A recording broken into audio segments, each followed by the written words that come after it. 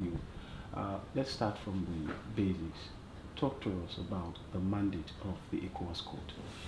The mandate of the ECOWAS Court, initially it was an interstate court that was dealing with matters between the states themselves. Then in 2005, they gave the court the human rights mandate to the effect that the court had jurisdiction to deal with matters of complaints from citizens or in all the member states whose human rights in various aspects were violated by the member state, the state actors, the police, security, anybody at all. So that is what has made the court what it is now.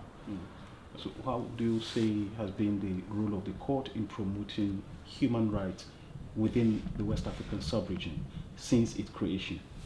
As I said, from 2005, the role of the court has been very, very important.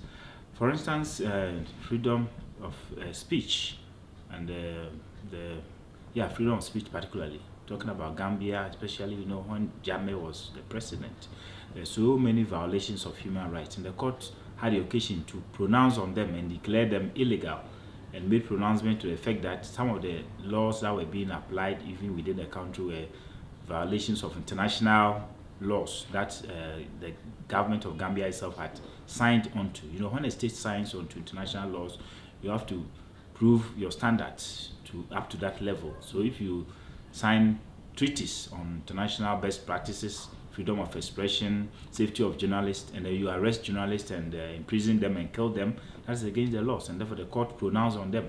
There are so many of them in Nigeria. There was censorship some time ago before the election, into one of the elections.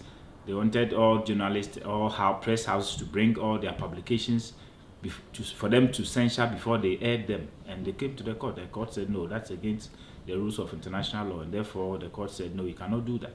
So there have been so many things. Individuals have had their rights, some killed, some maimed, some imprisoned. They come to the court declares, and in some cases the states comply. They release the people involved. Sometimes they pay compensation to the people. So it has truly affected their lives in a very important and positive way. Not too many people will understand or appreciate the work that you've done. So I would like for you to maybe state a few of these cases that you've worked on and that the ECOWAS Court of Justice is satisfied with. Thank you very much. One that comes to mind recently, the case of Molu versus Sierra Leone. There was a student rioting. It was not even riot, it was a demonstration by students because they had been made to stay home for over a year and the university was going to be closed. So they did a peaceful march in the city, and the police accosted them and shot live bullets against them. One of them, Molu, had a gun pellet in his body, and the Sierra Leonean doctors couldn't remove it. He went to Kolebu in Accra, Ghana, a bigger hospital. They looked at it and said no, where the pellet was, they could not, if they removed it, it would have devastating effect on his health, and therefore he had to live with it. He came to the court and we awarded $20,000 compensation for him against the country. Up until now, it hasn't been paid. That is one of them. And then in the same Sierra Leone, young girls who got pregnant, school girls, were prevented from going to the mainstream schools. They set up a school for them where they were teaching them only math, English. And of course, you're talking about the level where they were studying 8 subjects for an external examination to go ahead to the university. And so the WAVES is a women organization that came to court. And when they came, we said, no, the Minister of Education has no power to do that. There should be equality among the people. So we applied the Maputo Protocol and said that, no, this is a violation of their rights as girls. And therefore, later they admitted all of them into the mainstream education and gave them the full education that they deserved. That is one of them. We go to Togo, Amnesty International versus Togo. Before the last election in Togo, there was a disturbance. The government wanted to change their constitution as usual, and therefore there was a disturbance in the city. Knowing that social media is what is used to propagate all the information around, they closed the internet for a couple of weeks, and therefore Amnesty International individuals who have been affected, their businesses have been affected, came to the ECOWAS Court, and we declared that though right to the internet is not a human right itself, but it's a means by which they can achieve freedom of expression, safety of journalists, and everything. And therefore, we declare that that was a violation of their rights, because without the internet, you cannot propagate information, you cannot receive or disseminate information. This is also another case which I think is very important in in the system. Then in Nigeria, there's the censorship case I was talking about. The government wanted to look at every publication, but especially the private media. So before they go and disgrace, they call it disgrace, the government in the eyes of the voters. And that was not done because the lawyers came to court quickly and said that could not be done. So the court also whittled it down, their decision. These are a few ones that come to mind. Now, talking about right violations, it's only important that we state clearly that once one has his life taken, I mean, that would be the highest of it. Yeah. Now, we have the Gambia, for instance, we have Liberia, even Sierra Leone, but particularly, let me be very precise with Liberia, where there is this call for the creation of an economic and war crimes court, which recently was approved by the president. I'm really asking, how much is the ECOWAS Court of Justice involved in this process? Because for most of these people, millions of them, all they want is justice, and that's what you represent.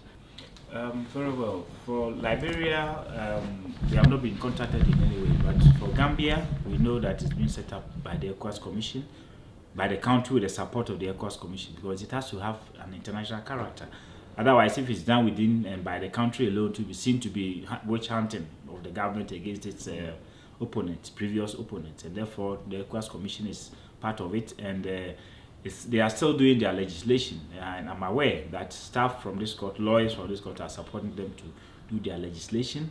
And when it is done, the judges who are going to sit there are not Gambian judges. There could be one or two, but they are going to appoint them from within the sub-region, from the various countries who are experienced in criminal justice, so that they go and do the trial. So to give it the international fair practice that we all desire. But for Liberia, we have not been contacted, and I don't know anything about it.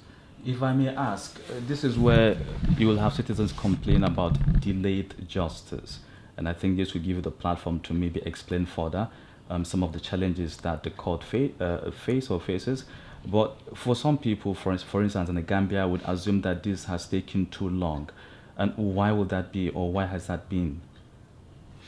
Okay, thank you very much. The Gambian issue, I think the government, the new government that came initially, was proactive in trying to find justice for all. That's why they set up the TRRC, the Reconciliation Committee. They did well. They published their findings, except that the white paper issuance took a very long time. I don't know, because government knew they were going to pay money, obviously. So they needed, before they accepted, they needed to make sure they had the money or wherewithal to be able to deal with the outcomes of it, and that's one of the causes of the delays.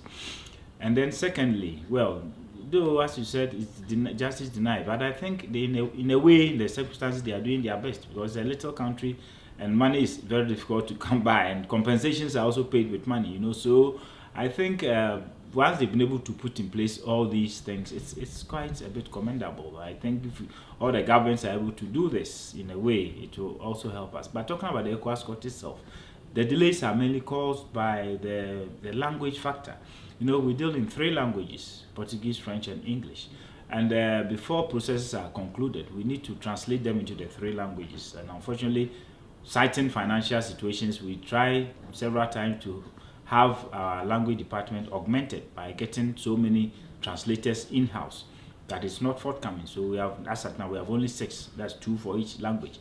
And looking at the volume of work in this court, so if they file a document which is very voluminous, it takes months and end for them to be able to translate it into the other languages before it comes before the judges for them to. That one alone may take about 6 months or sometimes 1 year. So these are some of the causes. So the financial aspect, getting people recruited and getting approval from the powers that be, is a major problem for the court.